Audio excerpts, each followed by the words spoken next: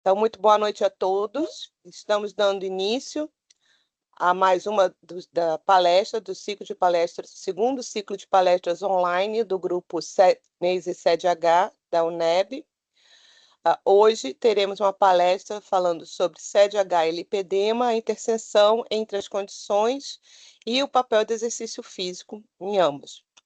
Quem vai palestrar hoje para a gente é o nosso convidado especial, Bruno Almeida Marques. Ele é professor de educação física e atua há vários anos como treinador e preparador físico e vai falar sobre sua experiência e seus estudos recentes. Muito obrigado pela sua presença, Bruno. Você pode começar. Eu que agradeço pelo convite. Tentarei ser o mais breve possível, para a gente poder também conversar um pouco, bater um papo, que eu acho que o diálogo a gente consegue trazer mais informação. Então, vou tentar ser o mais breve possível com relação à apresentação e a gente vai depois dando continuidade com as perguntas e caso existam. Vamos lá.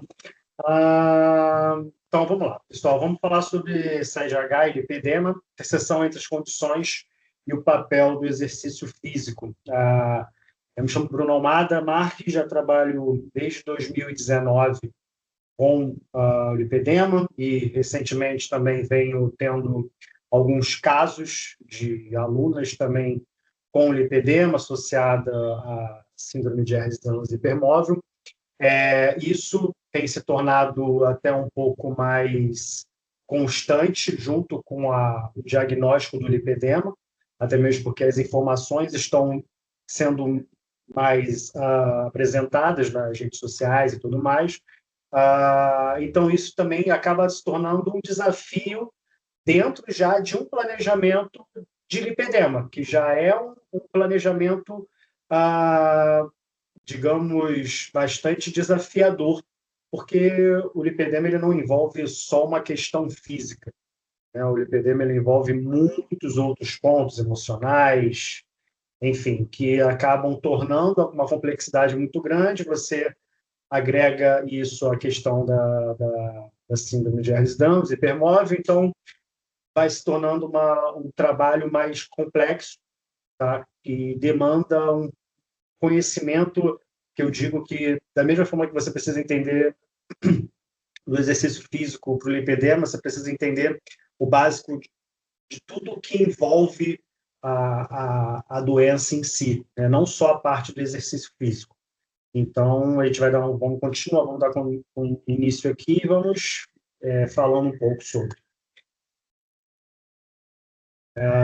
Bom, o objetivo da apresentação é entender a sobreposição entre o SEDH e o lipedema, discutir o impacto do exercício físico no manejo de ambas, propor uma abordagem prática e segura baseado em evidências. É lógico que a gente tem, principalmente aí sobre até o lipedema e a SEDH, muitos estudos recentes, né? Então, a gente ainda está começando a aprender mais sobre as duas condições associadas. Para se ter uma ideia, o artigo mais atualizado de lipedema e exercício físico, artigo mais robusto, né, que a gente vai falar hoje sobre exercício físico e lipedema, ele saiu ano passado, em 2024. Então, para vocês terem uma ideia que ainda tem muita coisa a se entender, a interpretar muito mais sobre o exercício físico, tanto para lipedema como para SEDH. Aí a gente fala um pouquinho das duas condições, né? Uma visão mais rápida sobre a SEDH: hipermobilidade articular generalizada, dor musculoesquelética crônica, estabilidade e fadiga recorrente, e o lipedema: acúmulo anormal de gordura subcutânea em membros, dor, hematoma, resistência à dieta e exercícios, e pode coexistir com a SEDH, que são coisas bem similares, são situações bem similares, principalmente sobre a questão da hipermobilidade articular generalizada, né?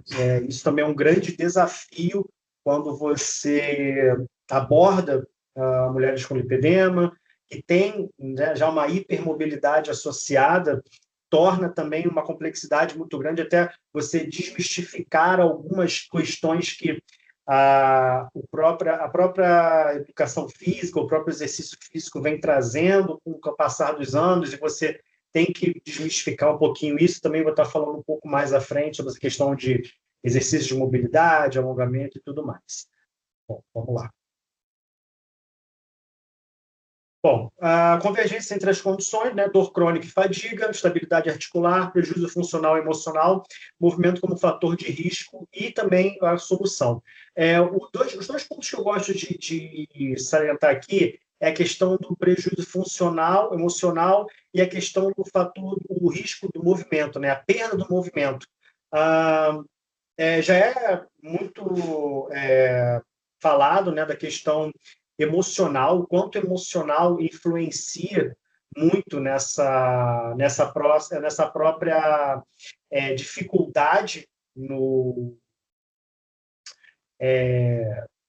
entendimento da doença, né, que fica um pouco complexo, às vezes fica um pouco complicado você entender a doença e também poder passar essa questão do exercício físico, que a importância do movimento, que ela precisa fazer o movimento, precisa se exercitar para que consiga melhorar essa capacidade funcional e, consequentemente, melhorar também a capacidade emocional, porque são coisas que estão muito atreladas, que quando você tem um emocional muito afetado, a parte funcional e do movimento, não só do parte do dia a dia e do movimento, eles ficam muito dificultosos, né? As mulheres se tornam um pouco mais complexadas em fazer certas atividades, até coisas cotidianas ficam muito complexadas com medo, né? Às vezes até de se machucar, entre outras questões.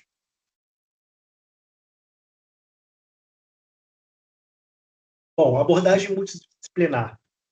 Médico, diagnóstico e regulação clínica, é sempre importante. Fisioterapeutas com reabilitação, porque até tem muitas mulheres que o exercício físico, a própria musculação, dependendo de qual estágio esteja, não é tão indicado, né? A importância de um fisioterapeuta fazer essa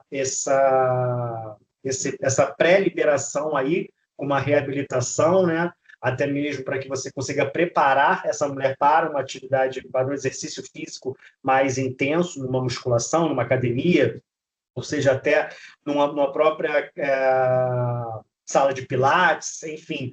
Só que, em muitos casos, principalmente quando a gente tem um grau mais alto, a gente já tem um sedentarismo associado, uma falta até de consciência corporal básica, simples, né? A gente perde muito com relação a isso. Então, às vezes, dependendo dessa situação, essa realidade que essa pessoa esteja, o fisioterapeuta ele é muito importante nesse pré-início de um exercício físico mais acentuado. A parte psicológica também, que, no meu entender, é um diferencial muito grande, principalmente quando a gente está falando de lipedema, tá? Precisa-se de um tratamento aí, de um acompanhamento emocional muito intenso, porque são anos e anos aí de enganação, né? Sendo bem sincero assim, pessoas, não, você vai melhorar, é só fazer isso que consegue, é só se alimentar assim, é só fazer tal exercício, é só fazer isso que consegue, não melhora, então isso acaba frustrando e acaba voltando essa parte da culpa, né? A mulher acaba se culpando muito, eu estou fazendo de tudo e nada dá certo, então ela acaba se culpando por uma coisa que não é culpa delas, é um manejo errado de outros profissionais, né? Um educador físico, uma prescrição funcional segura e respeite cada individualidade. Acho que um grande desafio dentro do planejamento de exercício é você ter profissionais que tenham a paciência da individualidade, porque cada grau ele vai trazer uma individualidade. A gente não pode pegar tanto a CEDH como o lipedema e colocar tudo dentro de uma caixa. Não. Cada grau tem uma caixinha, cada grau tem uma forma de você avaliar, porque cada grau traz uma história, cada grau traz um contexto diferente, e isso que é um grande diferencial dentro do manejo para você pensar em prescrição de exercícios físicos para essas condições. E é uma coisa que eu noto que ainda não, não faz parte ainda do cotidiano de muitos profissionais de educação física. Essa percepção de que para cada grau existe uma individualidade, para cada grau existe um ponto diferente, tá? Então, isso acho que ainda está faltando um pouco no manejo dos profissionais. Bom, o que temos sobre? Agora que entendemos o lipedema e a sede, é importante mostrar como o exercício físico deixou de ser apenas uma recomendação geral e passou a ser uma intervenção baseada em evidências científicas recentes. A gente ainda tem uma sociedade ainda que não dá tanta importância ainda ao exercício físico, né? E eu percebo até mesmo pelas próprias recomendações, os próprios guidelines que têm aparecido sobre o lipedema, colocando a mulher com lipedema como se ela fosse incapaz de fazer exercícios físicos, como se fazer uma musculação, fazer uma aula de funcional adaptada, uma aula de beach tênis, uma aula de spinning. Eles ainda tratam essa mulher com lipedema como se ela fosse incapaz de fazer tudo isso. Então, é indicado apenas fazer atividades aquáticas, caminhadas ou pilates, quando bem instruídos. Então, eu que já trabalho desde 2019 com isso, noto que a mulher com lipedema ela pode fazer praticamente tudo, só precisa ser adaptado à realidade em que ela se encontra. Como eu volto a falar da questão do grau, cada grau traz uma história, cada grau traz uma individualidade. Então, dentro desse grau, desse lipedema, a gente vai abordar estratégias de como que a gente vai estar trabalhando o exercício físico para essa mulher.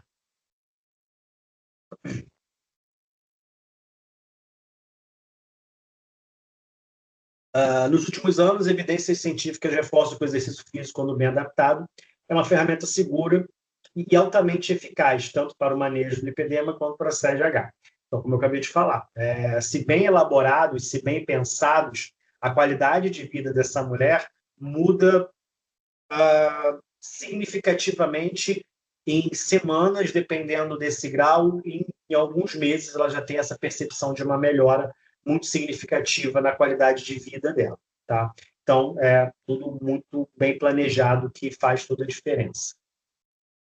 Estudos do Consenso da Sociedade Italiana mostram que a prática orientada melhora a estabilidade articular, reduz a dor e ainda modula processos inflamatórios sem o aumento de lesões.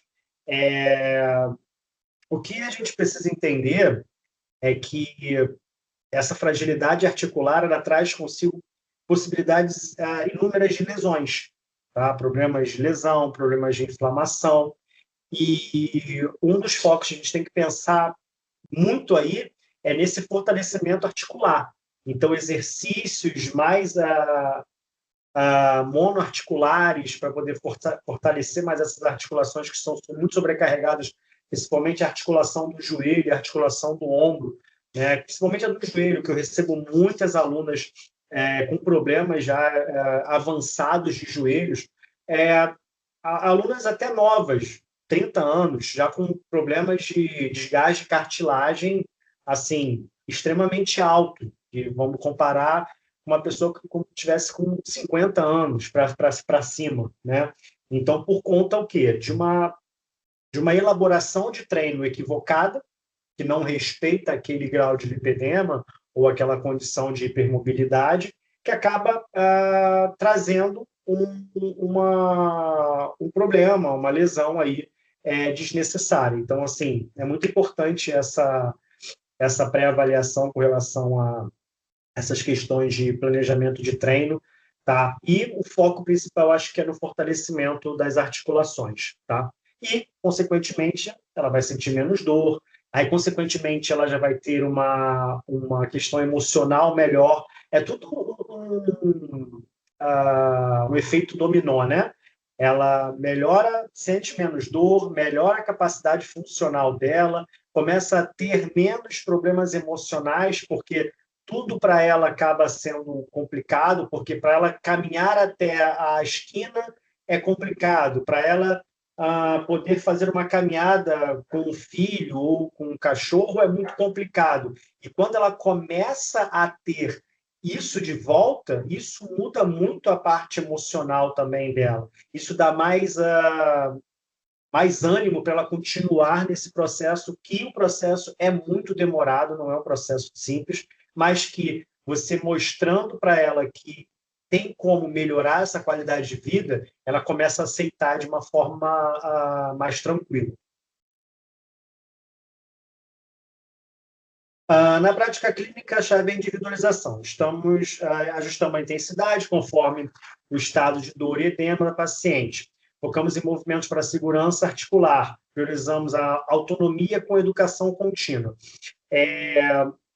Eu acho que a gente precisa, como está escrito aqui, educar essa aluna a entender como é que o movimento vai ser importante na vida dela. A gente ainda está muito acostumado com a imposição. Você tem que fazer esse exercício. Não, não é que você tem que fazer exercício. Você vai fazer esse exercício porque é importante para X questões, X questões, X questões.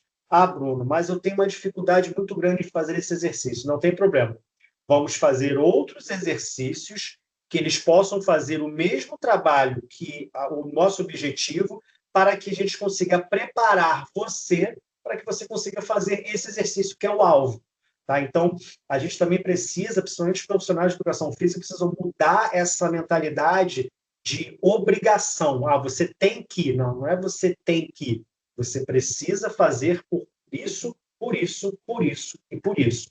Não conseguindo, vamos ajustar até o momento em que você consiga fazer o que a gente quer que você faça, para que você tenha uma melhora na sua qualidade de vida. Tá? Então, acho que falta muito isso também, tá? Essa educação, educar as alunas para que elas entendam que é muito importante a prática do exercício físico, né? E a própria autonomia também, que depois que ela começa a ter mais empenho nos treinos, ela começa a ter uma autonomia de ela começar também a se avaliar. Será que eu consigo fazer esse exercício agora? Será que eu não consigo? Será que eu consigo ajustar a carga? Será que eu consigo fazer aquele treino que eu não estava conseguindo? Vou conversar com o meu professor, que eu acho que agora eu tenho essa autonomia suficiente para isso. Então, isso também é muito importante. Educar para que a gente consiga passar também essa autonomia para a aluna, para que ela não fique sempre na dependência do professor, para que ela tenha uma percepção individual de que eu vou conseguir fazer esse exercício e vou mostrar ao meu professor que eu consegui, para que ele consiga entender que eu já tenho uma autonomia, que ele consegue já passar algumas questões, alguns treinamentos que eu consiga também fazer com excelência. Como eu acabei de falar, adaptar o exercício ao dia a dia da paciente não apenas potencializa os ganhos funcionais, como também aumenta a adesão ao tratamento e melhora a qualidade de vida a longo prazo. Como eu falei, essa mulher que não conseguia fazer atividades do dia a dia, como ir trabalhar, passear, fazer coisas no final de semana que ela não conseguia, hoje ela consegue. Mas por quê? Porque a gente adapta o treino, a gente precisa adaptar o treino principalmente a rotina dela. Qual é a sua rotina? Eu trabalho muito em pé. Então, vamos elaborar um treino onde a gente consiga fortalecer essas articulações, ganhar massa muscular e, ao mesmo tempo, manter o seu corpo bem e firme para as suas tarefas do dia. Tá? Então, eu acho que também ainda falta isso, essa questão da... Desculpa. Da gente perguntar muito sobre o dia a dia dessa mulher. O que você está fazendo? Como é que é o seu dia? Eu fico o dia todo deitada. Ok. Eu fico o dia todo trabalhando. Ok. Eu fico metade do dia trabalhando e metade do dia cuidando da casa. Ok. Eu sou mãe solo. Então eu tenho uma vida tripla. Ok. Vamos pensar como é que a gente vai melhorar, além das capacidades funcionais, como é que a gente também vai melhorar esse dia a dia dessa mulher que tem esse diagnóstico.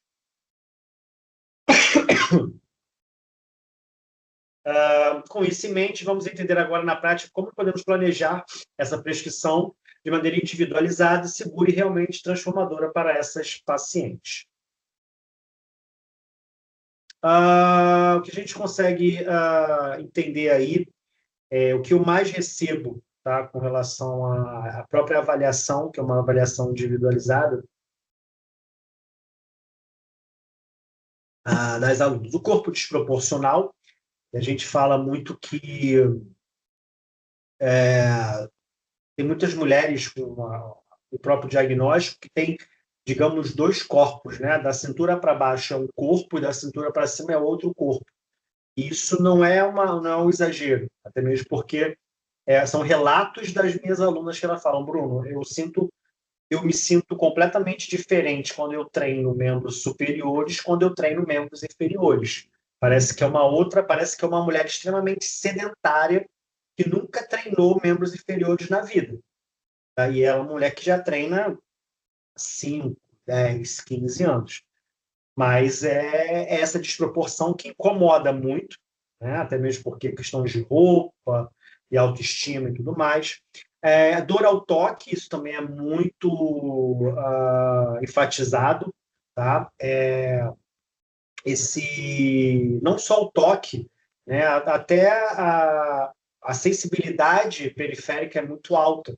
Então, às vezes, você encostou, já tem um hematoma ali, os próprios treinos, se você exagera muito na dose dos treinos, você acaba gerando alguns hematomas por conta dessa obstrução vascular que essa mulher com lipedema tem, né? Então, isso acaba gerando alguns hematomas, dependendo até dos exercícios que você faça. Como eu falei lá na parte da individualidade. Cada grau traz consigo uma história, cada grau traz consigo uma dificuldade, isso deve ser respeitado. O cansaço também precoce é muito alto, tá? Então, quando você também vai pensar no treino, não adianta a gente pensar no treino de 1 hora e meia, 2 horas, porque ela não tem essa disposição mesmo, o corpo dela não responde a isso. E aí, se você começa também a extrapolar muito no volume de treino, esse treino começa a ficar muito cansativo, ela começa a manter aquela sensação de dor, né, pós-treino, aquela sensação maior, tá? Então, a gente precisa também pensar nessa parte de melhorar a qualidade desse treino, pensar mais em intensidade e menos volume. Como eu falei, baixa tolerância a treinos intensos, então, pensar muito em como você vai ter uma abordagem prática e objetiva para que você consiga melhorar a qualidade de vida dessa mulher. E a dificuldade com os exercícios de impacto, isso é uma grande questão com relação às mulheres com lipedema e assédio associada, porque sentem muitas dificuldades, muitas dores nos joelhos, então, para você também mostrar que dá para você fazer outras atividades. Vamos falar que quando a gente pensa muito em atividade de impacto, a gente pensa logo em atividades cardiovasculares, né? Então, dá para a gente fazer outros tipos de atividades cardiovasculares sem que você tenha tanto impacto assim no joelho, né? Então, a gente tem que pensar, e isso também é um desafio, porque ainda fica muito intrínseco na cabeça de que só eu correr que eu vou conseguir ter a minha melhora na minha qualidade do meu lipedema. Só se eu correr isso vai... Não, você pode correr se você tem, se a realidade que você tem agora permite isso. Se você não tem essa realidade, vamos adaptar para uma outra atividade que você possa ter esse desempenho, esse metabolismo aí melhorado por conta do seu lipedema e da sua condição. Então, assim, os treinos você pode fazer em bicicleta de spinning, você pode fazer no elíptico. Existem outras formas de você estar fazendo essa atividade cardiovascular que ela pode trazer benefícios da mesma forma ou até melhor do que a corrida em si, né? E a adaptação aos exercícios também, como eu estava falando, tem muita dificuldade a certos exercícios, porque esse grau mais intensificado ele já traz consigo um sedentarismo, tá? Então é muito complicado. a maioria, eu posso falar assim, a maioria esmagadora chega para mim, Bruno, eu odeio academia. Isso não é meia-meia, não. Se eu for pensar assim, por alto, dá 70% das minhas alunas não gostam de academia, não gostam do ambiente de academia. Infelizmente, a gente tem que ser realista. A academia não é mais um ambiente de empatia como a gente tinha alguns anos atrás, né? Então, isso também acaba se tornando o treinamento, o entendimento do exercício muito complexo, tá? Então, já é mais um desafio, tipo, você ter que planejar um treino de uma forma que fique um treino mais objetivo, para que ela consiga manter esse treino durante um tempo necessário aí, para que ela comece a ver uma melhora e dê continuidade a isso. E aí a gente tem as grandes barreiras, né? E é isso que eu ainda martelo muito na questão dos profissionais de educação física. E falta de uma informação mais concretizada acaba atrapalhando, porque na grande maioria não consegue explicar o porquê de cada situação, né? Então, o exercício, ele se mal elaborado, ele vai trazer mais dor, né? A frustração de que, mas ele falou que entende disso, né? Dessa situação. E eu estou vendo que eu só pioro, né? Então, a gente já cai nessa questão da falta da orientação adequada, né? E aí ela já vem uma culpa que a gente estava falando lá atrás de tentar fazer de tudo, e infelizmente nada dá certo, e até mesmo quando ela chega para um profissional, até quando chega até a mim mesmo, a dúvida perpetua, fala, Bruno, será mesmo que vai dar certo? Porque eu já treino há 10 anos, eu já passei por inúmeros profissionais, a grande maioria fala que entende e eu não vejo melhora, eu só vejo piora e isso está me frustrando muito. Então, assim, são muitos pontos que vão ficando soltos, né? Muitas pontas soltas que as pessoas acabam não conseguindo remanejar e acaba atrapalhando muito nesse processo aí dessa mulher com o lipedema e assédio associado a entender que o exercício é importante para a qualidade de vida dela. Bom, e aí os impactos dos exercícios, né, tanto para o lipedema e assédio associada, estimula a circulação e drenagem linfática, redução da dor e edema, melhoria funcional, fortalecimento articular, aumento da força muscular, prevenção de lesões e mais confiança e autoestima. O que eu gosto aqui de ressaltar com mais ênfase é a questão do aumento da força muscular, né? Que a gente e é o fortalecimento articular, porque a gente já sabe que essas mulheres já sofrem de uma densidade muscular baixa e acaba acarretando outros fatores, a gente já falou da frouxidão ligamentar, lesões que já acontecem com muita facilidade, desgaste de cartilagem, tem muita associação com essa baixa de densidade muscular e também até mesmo com o sedentarismo, que também acaba fazendo também parte desse contexto geral. Então, são muitos desafios aí que você precisa trabalhar, tá? E os principais são esses, assim, que eu gosto sempre de deixar mais exposto, para que elas entendam que a gente precisa trabalhar o físico, o emocional, o funcional, tudo dentro de um planejamento de treino.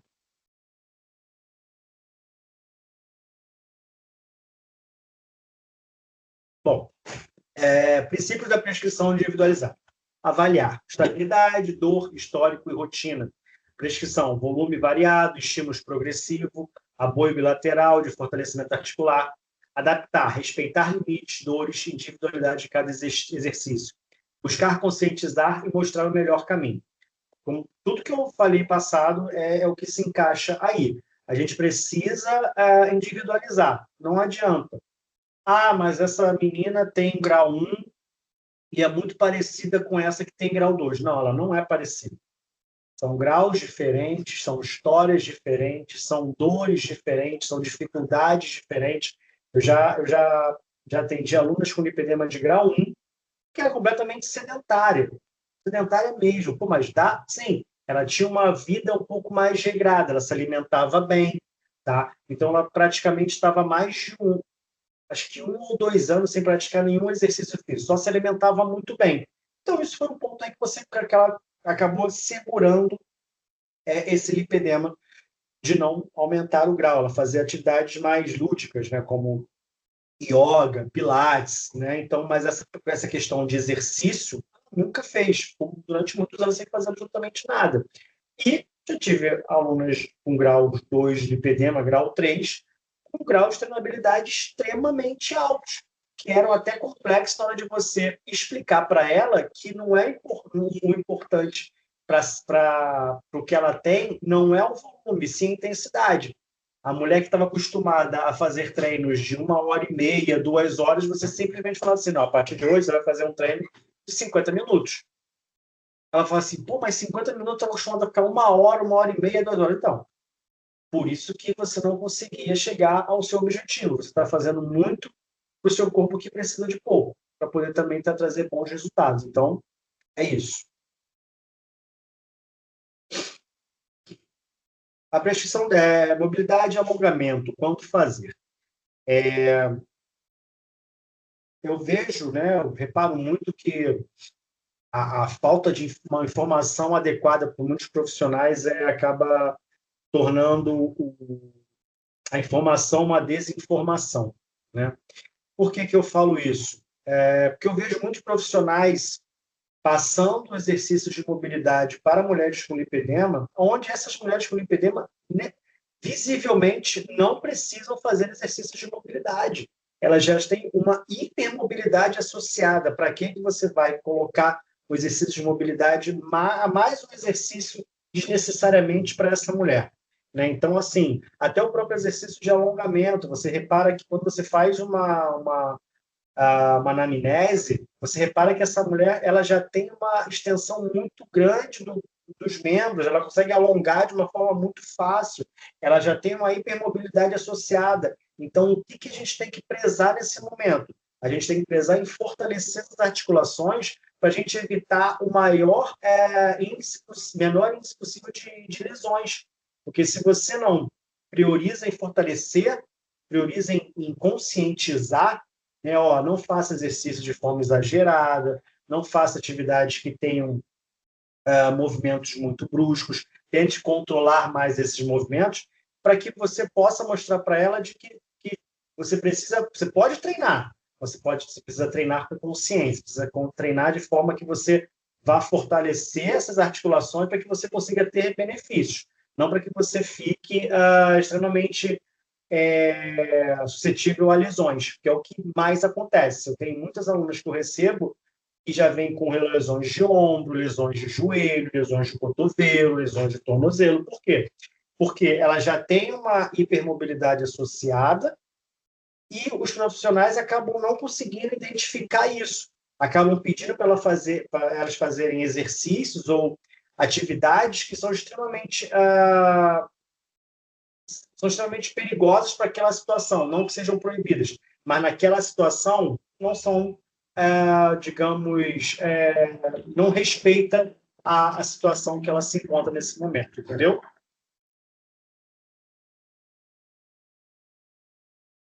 Bom, benefício da individualização: redução de lesões desistências, adesão prolongada, maior percepção de acolhimento e segurança, mais segurança da progressão das atividades, melhor entendimento da evolução das aptidões físicas. Já falei lá, né? Quando você individualiza, quando você, ao invés de impor, você começa a educar, quando você começa a mostrar a importância de por que esse exercício é importante, por que você fazer essa atividade cardiovascular nesse momento é importante, por que você evitar de fazer tal exercício é importante. E quando você começa a mostrar os resultados, tudo começa a ficar mais fácil. A aluna ela começa a aceitar melhor o que você começa a mostrar para ela de de atividades, de exercícios, enfim. Então, quanto mais a gente quer impor, mais a gente quer ficar em cima, menos essa aluna vai ter a aderência aos treinos. Ela vai se sabotar, ela vai correr, ela vai falar, Bruno, fiz o treino, mas ela não fez. Até mesmo por quê? Porque quando a gente pensa em progressão, não só de carga, a gente também pensa em progressão de treino. A gente quer preparar a aluna para que ela, cada dia que passe, melhore as capacidades funcionais, suas capacidades de movimento. E quando você tem a percepção de que você planeja daqui a 2 meses ela está fazendo tal exercício, quando você percebe que ela não está conseguindo, depois desses 2 meses, fazer aquele exercício, você nota que em algum momento ali ela provavelmente omitiu alguma coisa. Bruno, não fiz, mas você sabe, acaba você percebendo que ela provavelmente ela não fez. E se ela tivesse seguido as orientações, tivesse ajustado com o professor a, de uma forma que equilibrasse as expectativas, com certeza esse planejamento de treino estaria dando certo. Então, a gente precisa ainda ter um trabalho emocional muito grande com essas mulheres, porque essa questão da doença, da assédio associada, a mulher tem uma questão emocional muito forte e a gente precisa também ter um trabalho de acolhimento muito grande para que ela entenda que ela está sendo bem amparada, bem observada por profissionais que querem o melhor dela.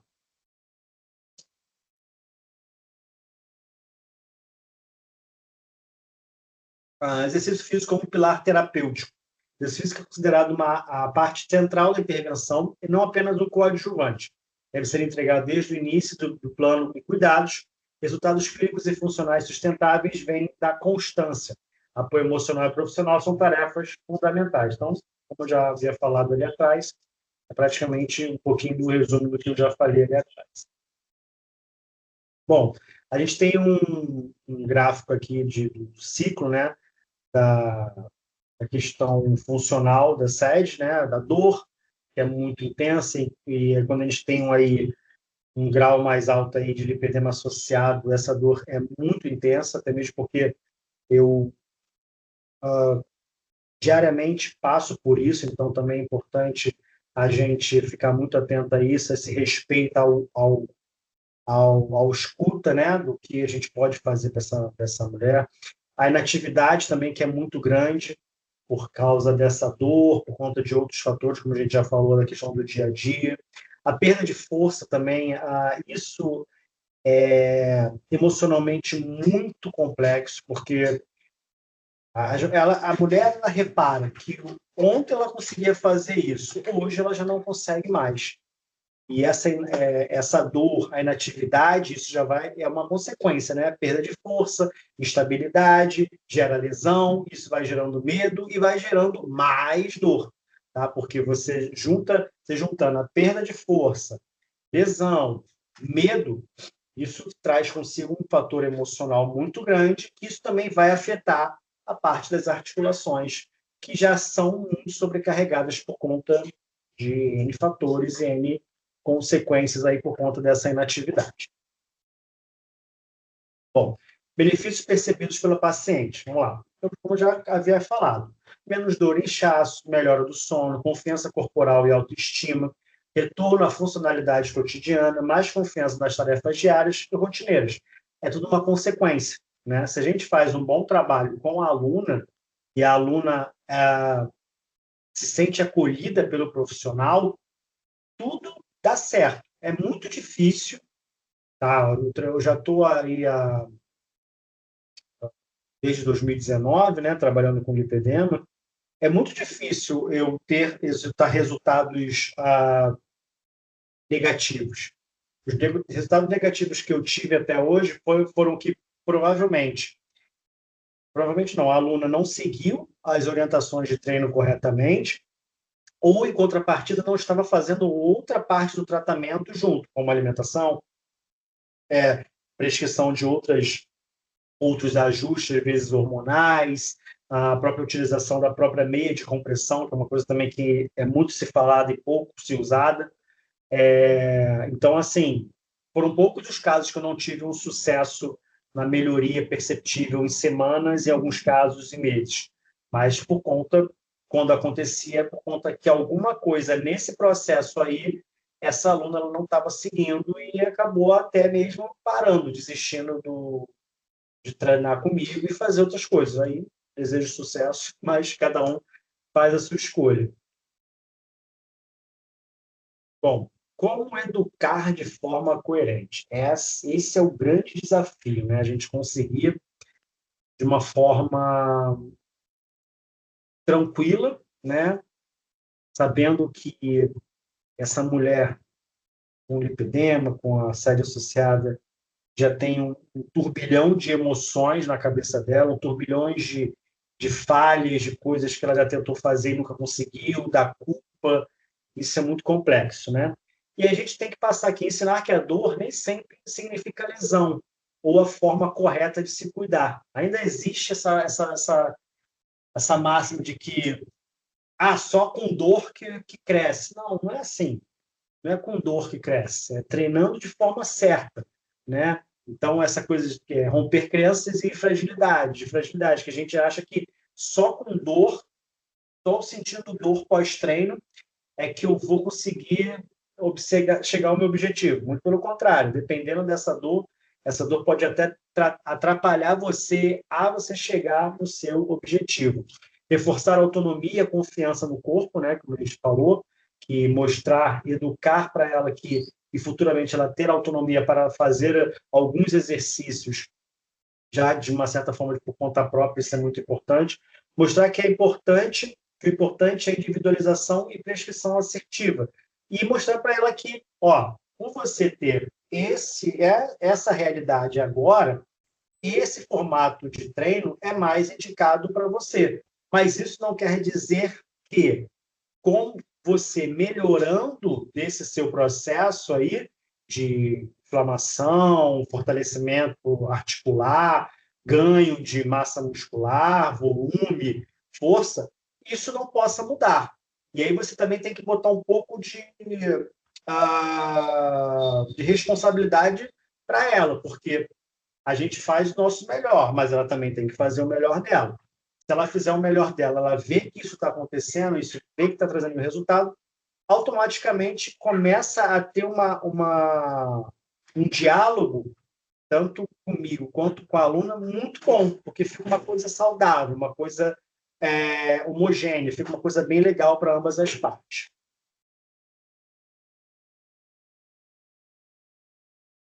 Bom, a prescrição de exercícios, até recomendar. Priorizar força global sem foco inicial em pontos estéticos, preferir baixa a moderada intensidade, 2 a 3 vezes por semana, podendo incluir mais de acordo com a percepção da melhora das qualidades físicas. Isso tudo aí, gente, só a parte da força global e sem um foco estético que eu abordo para todas. Tá? Agora, a moderada intensidade, baixa moderada intensidade, 2 a 3 vezes na semana, isso vai flutuar muito, isso vai depender muito da individualização, né? De você, como é que você vai receber esse grau 1, esse grau 2, esse grau 3, esse grau 4. Então, o que eu sempre gosto de passar que é uma mulher que tem um lipedema e uma sede associada. Não é um lipedema e uma sede que vivem em uma mulher, que tem uma mulher, né? Então, a gente tem que pensar no corpo de forma global. Bruno, mas eu só tenho lipedema nas pernas. E aí eu posso fazer qualquer treino para membros superiores? Não, você tem que ter uma coerência entre o teu treino para pernas, quando você tem lipedema, e o treino para membros superiores, que você não tem lipedema. Eles têm que conversar. Por mais que não sejam, por mais que sejam questões distintas, né, são questões diferentes, a gente precisa conversar de alguma forma. Não dá para sair fazendo de qualquer forma, né? Então, assim, eu gosto muito de trazer isso, de conscientizar essa mulher de que não é só o que ela tem. A gente tem que pensar que ela é um corpo. E tudo tem que tudo tem que ser muito bem ajustado e combinado de acordo com aquela realidade.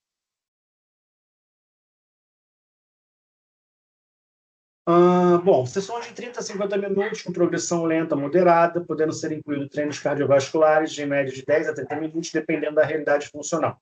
O exercício físico adaptado é essencial para a série de lipedema. A chave está na escuta ativa e personalização. Reabilitar é devolver função, liberdade e autoestima. Mesma coisa. Tudo aqui é ajustável. Tudo flutua. Vai depender muito do que você vai receber naquele momento. Isso aí, vamos dizer que é o básico. O básico. Mas isso pode flutuar. Você pode fazer um treino de 50 minutos, um treino cardio de 10 a 15, você pode fazer um treino de 30 minutos, fazer um treino cardio de 15 a 20. Isso vai depender muito do que você vai receber de realidade daquela aluna, daquela mulher que tem aquele diagnóstico. Né? E o principal, escutar. Eu acho que nesse período que eu tenho trabalhado com o lipedema, né, a própria sede recentemente, a grande dificuldade dos profissionais é escutar. A gente tem que escutar aluno, não adianta. E se você não é um profissional que você tenha essa paciência, simplesmente faça, não trabalhe. E está tudo bem. Só que para você trabalhar com mulheres que têm as duas condições, é uma complexidade muito grande. Você tem que escutar. Tem que ouvir o áudio dela lá de 2 minutos, 3 minutos. Ouve com calma, com paciência. Escuta. Ok, beleza. Você vai lá e responde. E isso também é uma forma de você trazer essa aluna para você. Ela sentir confiante no seu trabalho, confiança no seu trabalho. Não é mais um que, falou que entende, mas não entende absolutamente nada. Só está falando que entende para poder literalmente arrancar meu dinheiro. Isso é ruim para os profissionais, né? Porque ainda existe um déficit muito grande de profissionais que trabalhem com lipedema, tá? E tem o entendimento da assédio social também, tá?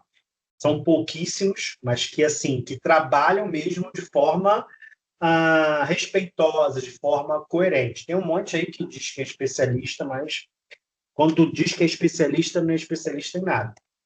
Entende muito mal do exercício físico, e dirá de lipedema e sede associada.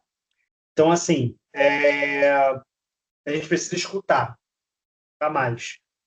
Essa é a grande diferença. Esse é o grande pulo do gato para você conseguir ajudar mais ainda essa mulher que tem essas condições associadas. Bom, aí a gente tem um gráfico onde a gente fala um pouco das intervenções, né?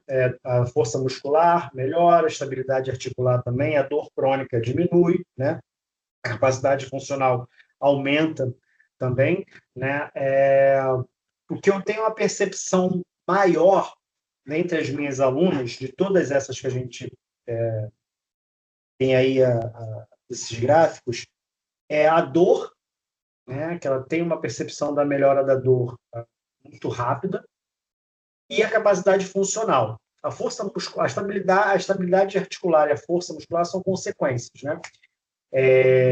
Mas a dor, que é o que eu mais recebo de depoimento. Bruno, caramba, eu comecei a fazer os exercícios da forma que você me falou, comecei a fazer a alimentação certinha, comecei a fazer a utilização de mesa e tal. Tem 1 ou 2 semanas que eu praticamente não sinto dor na minha perna. Antes de começar, eu sentia dor praticamente todo dia. Eu tinha que ficar tomando remédios, porque eu não sabia de onde é que essa dor vinha. Parecia que era uma faca que estava entrando na minha perna. E essa dor não parava, eu já estava ficando já agoniada, e isso já perpetuava por meses, algumas pessoas até anos. As pessoas, uma grande a quantidade de minhas alunas já conviviam com a dor.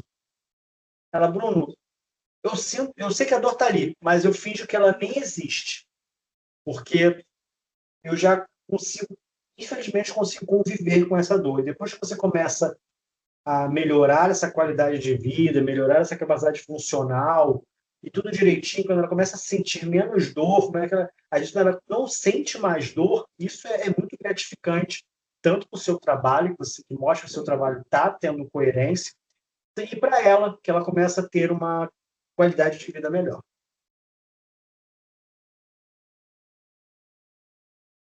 Bom, benefícios do exercício físico do lipedema na sede, né? Fisiológico, melhora a função mitocondrial, circulação linfática, musculares, posturais, fortalecimento global, controle motor, clínicos, redução da dor, edema e peso nas pernas, psicológicos, sociais, autoestima, autonomia e humor. Humor também acaba dando uma melhorada aí, muitas das minhas alunas têm uma melhora muito significativa. Você vê fotos que antigamente elas postavam extremamente sérias, hoje você vê elas postando fotos com um sorriso, mais alegres, até mesmo a forma de se comunicar. Quando vai falar comigo, se tirar alguma dúvida, alguma coisa, são mais receptivas, já conseguem aceitar melhor. Então, isso também tem uma mudança muito, muito legal. Isso é um gráfico também com relação à adesão ao exercício ao longo do tempo, né? Quando você... Isso aí é um pouco também focado no que eu tenho de perspectiva com as minhas alunas.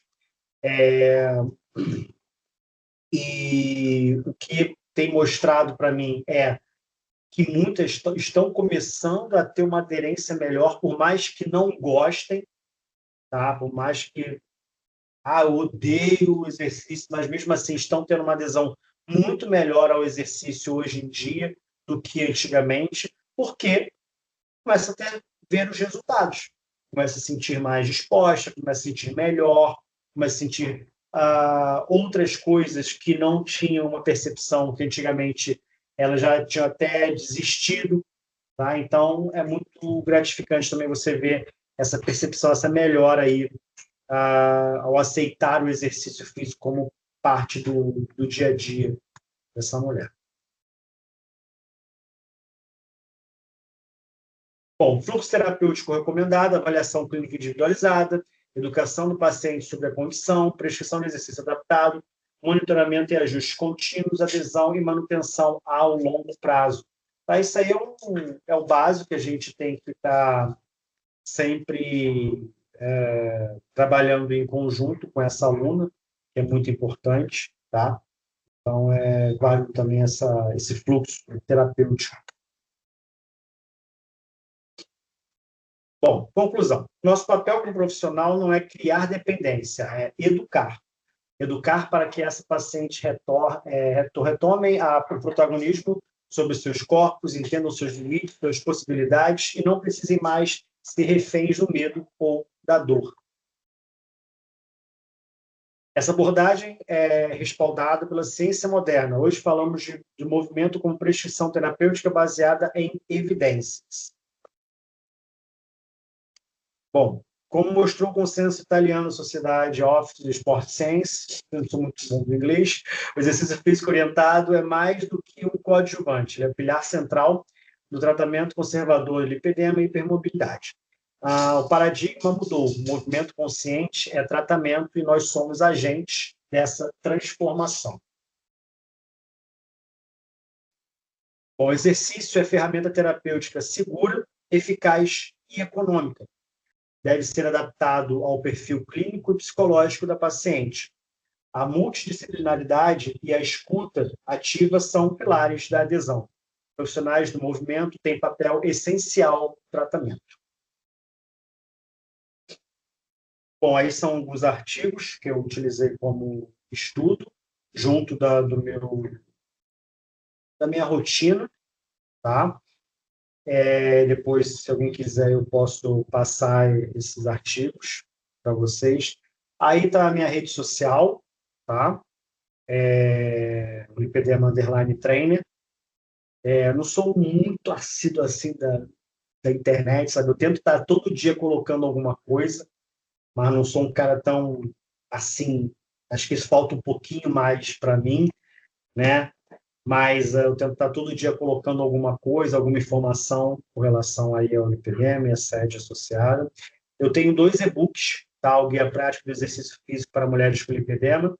Esse e-book é um e-book que ele traz a visão do lipedema, tá? Uma visão geral, mas associada ao exercício, né? Todos os pontos que a gente precisa entender sobre o exercício físico para mulheres com lipedema, associados aos pontos como fisioterapia, parte de meios de compressão, parte vascular, linfática e tudo mais. E eu tenho também o lipedema para iniciantes, que é a demanda de mulheres com lipedema vem crescendo muito. Só que, como eu já falei, tem muita informação, mas também tem uma grande parte dessas informações são informações muito perdidas, são informações que ficam muito soltas, e isso torna o entendimento dessa mulher com lipedema mais difícil. Cara, por onde é que eu vou começar? O que que eu vou fazer? Como é que eu vou começar? Então, esse e-book já é para um público que está entendendo o lipedema agora. Tá? O guia prático ele já é para uma mulher que já entende o lipedema, já pratica exercício físico, não necessariamente ela precisa ser minha aluna para poder estar adquirindo um guia, né? Ele também tem uma linguagem um pouco para profissionais, né? Que é uma coisa mais básica ali, mas os profissionais que às vezes ainda estão com também muita informação desencontrada na internet. O guia também ele é bom para dar um norteamento. Tá? E futuramente eu vou estar começando a fazer também essa abordagem mais voltada para profissionais, quem sabe de repente lançar também aí alguma coisa voltada para profissionais de educação física, para poder preparar mais esses profissionais, porque a demanda continua aumentando, né, de mulheres com lipedema, e o preparo dos profissionais continua sendo muito, muito, muito raso, muito baixo, entendeu? Para o que está vindo de demanda, entendeu? Bom, é isso. Excelente, Bruno. Meus parabéns. Antes da gente passar para a fase da roda de conversa, eu quero, inclusive, aqui deixar registrado, quero dar 2 depoimentos, uma como pesquisadora e outra como pessoa com CDH, né? Primeiro, explicar para quem talvez não tenha compreendido por que eu trouxe um profissional de lipedema para dentro de um projeto que é focado em CDH. E vocês viram já durante a palestra, eu conheci o Bruno numa dessas palestras aqui, ano passado, que ele veio assistir, por uma experiência prática na vida dele, na lida dele dentro da academia, com os treinamentos com as pessoas que ele tem recebido, especializado em mulheres, né? Como vocês viram.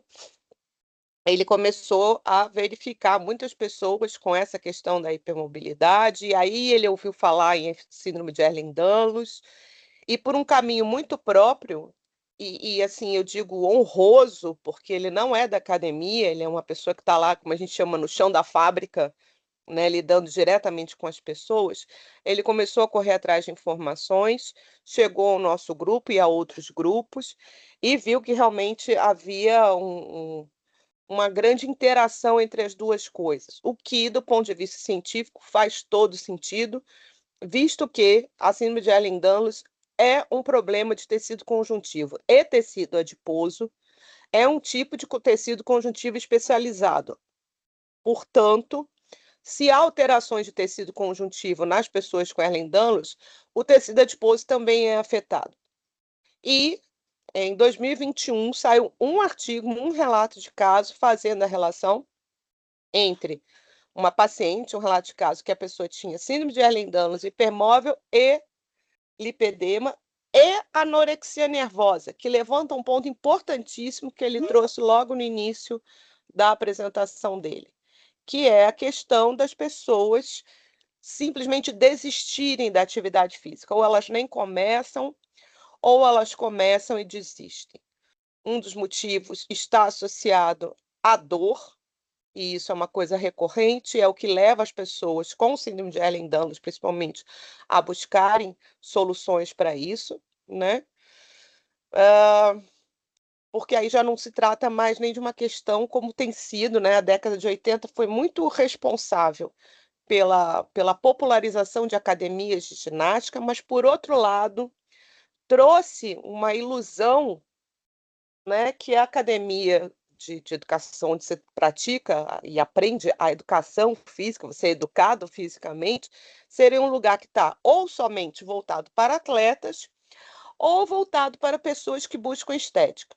Então, o sujeito comum, o indivíduo comum, a dona de casa, a professora cansada igual a mim, diz: ai, para quê, né? Eu vou para academia, me esforço, quase morro, saio de lá mais doída do que entrei. Vejo aquelas pessoas alegres, aquele ambiente de academia, todo mundo sorrindo, né? Fazendo exercício feliz, ainda dizendo: ai, nossa, eu fico tão diferente quando eu vejo academia. Eu digo: eu também tenho vontade de cortar os pulsos, né? Porque você sai numa tristeza. Eu saí uma vez, depois de 3 meses de academia, sentei no sofá da minha sala e chorava, mas de desespero, porque aquilo não me fazia bem. E por que que não me fazia bem? Porque a atividade física não me faz bem? Não. O que ele relatou aí em relação aos pacientes dele, eu posso relatar de minha experiência própria. Há 11 anos eu frequento a mesma academia, com o mesmo profissional de educação física, que fez comigo o que Bruno tem feito com as pessoas que ele atende.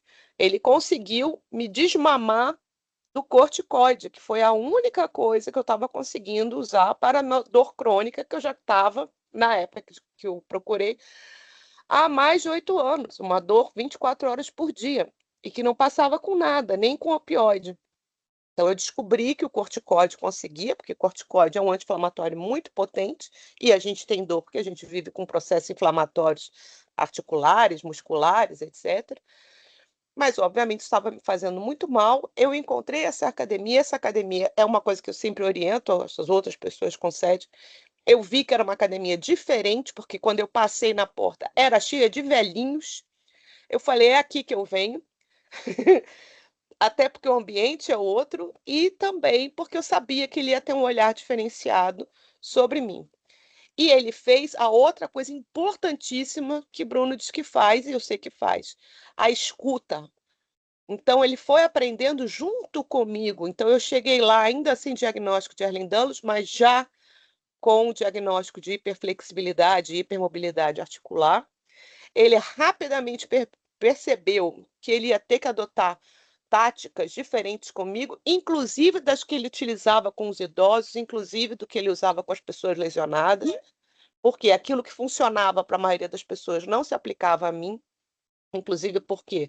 Porque a mecânica de quem é hiperextensível é completamente diferente. Então, o indivíduo aprende na faculdade que levanta um peso assim, trabalha músculo tal e tal.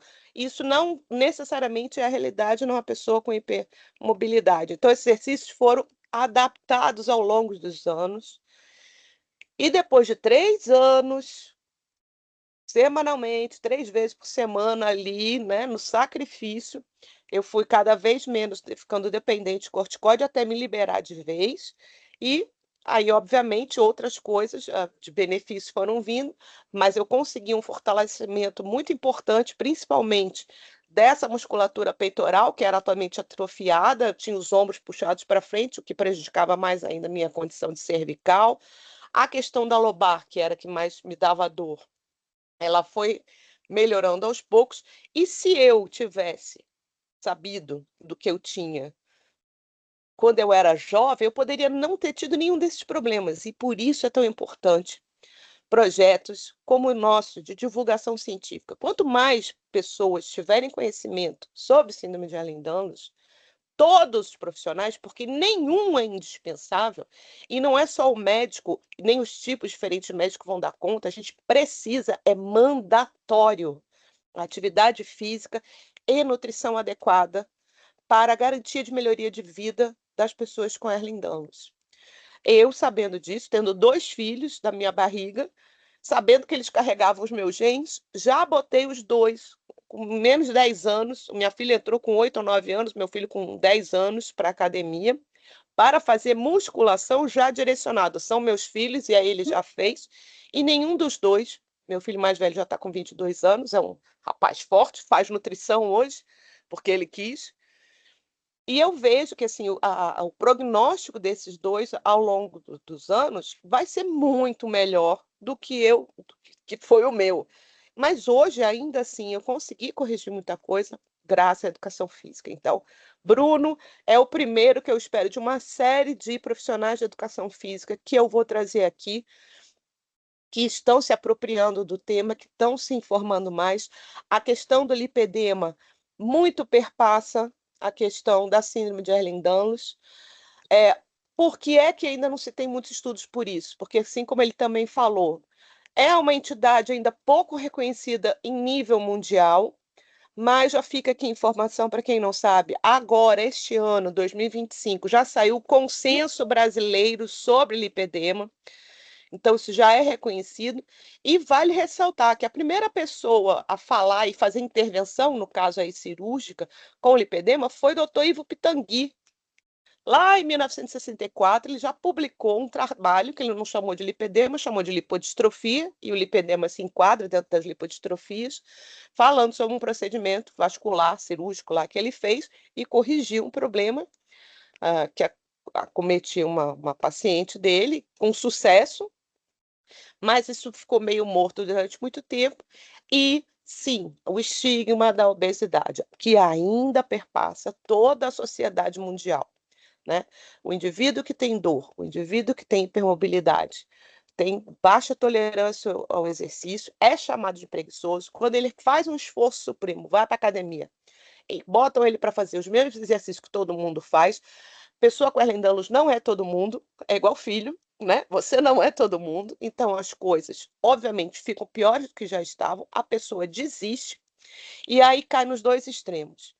Cai no extremo da obesidade, então, assim, não é por acaso que todos os dados de prevalência mostram que a maioria dos casos com CDH cursam com, no mínimo, sobrepeso. É difícil você encontrar alguém eutrófico que tenha CDH.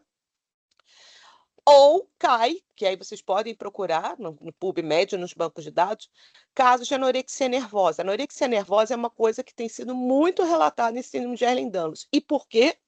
Porque a pessoa, vendo que não consegue fazer atividade física e vê se engordando, e existe esse peso social, né, que a pessoa gorda é um derrotado, é um preguiçoso, etc., etc., a pessoa entra num mal-estar psicológico que acaba conduzindo para esse distúrbio psiquiátrico que é a anorexia nervosa. Então, mais do que nunca, obrigado, Bruno. Eu espero que você faça e-books agora também voltados para a CDH, que você continue estudando e ajude a gente, inclusive, aí nessa troca de pesquisa, né? Verificar essa relação, se você tem mais pacientes, fazer uma dobradinha. Eu acho que é necessário publicar mais estudos de caso que mostrem, sim, que há essa relação entre a lipedema e a CDH. Isso pode ser um dos fatores que vão auxiliar nas questões de, não só do diagnóstico, mas também para direcionar o tratamento mais eficaz. Então, fica aqui o meu enorme agradecimento a você.